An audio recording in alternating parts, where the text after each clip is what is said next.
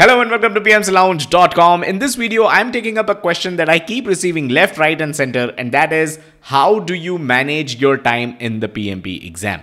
One of the reasons why this question is important is the two different groups that you're going to find online and even offline in some cases.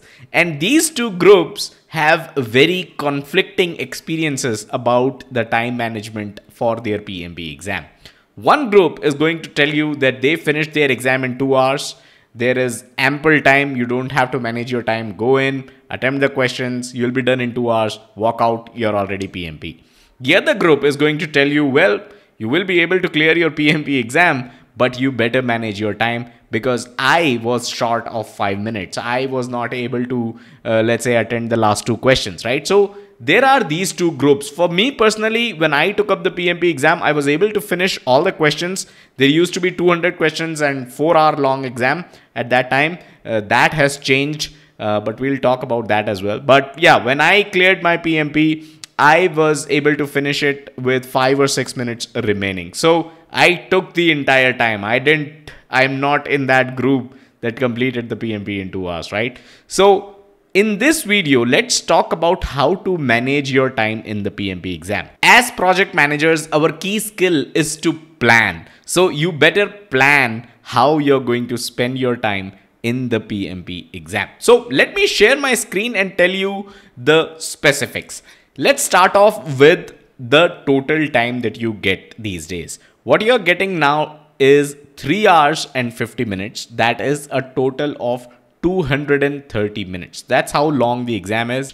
Now, you are going to get 180 questions in your exam. 3 hours, 50 minutes, 180 questions. Now, you can take 2 breaks of 10 minutes each. And these are not part of the exam time. So these 20 minutes break that you're getting are not part of this 3 hours and 50 minutes that you have here, which is a good thing because, again, going back to when I took my PMP, if you take a break, it was accounted for in your PMP exam time itself. So that is why this is a big deal that you're getting these 2 breaks and the time is not part of the exam time. I would highly urge you to take these breaks. Even if you think you can still go, take these breaks. You need that kind of relaxation because PMP is, consuming your mind a lot.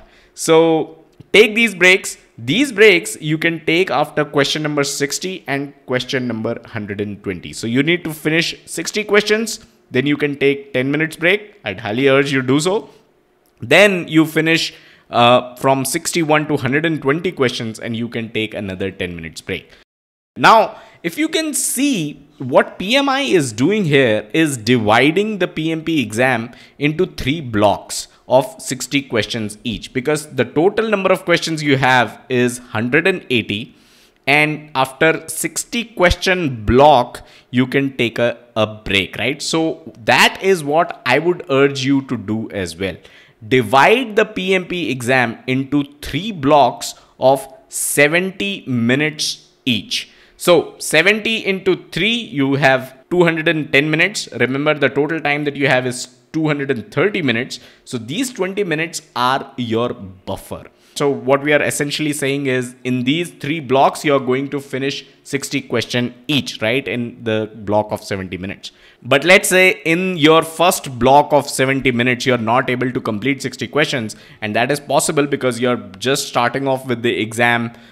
You might be a bit tensed. You might be a bit nervous. So it's okay if you're not able to finish the first 60 questions in the first 70 minutes because you already have this 20 minutes buffer accounted for. So the strategy that you should use is to complete 60 questions in 70 minutes each. I hope you found this video helpful. We have a lot of videos that explain the concepts that you need to study for the PMP exam. Thousands of our community members have cleared their PMP exam because of our free content on YouTube. So subscribe to the channel. I'll catch you guys in the next one. Bye-bye.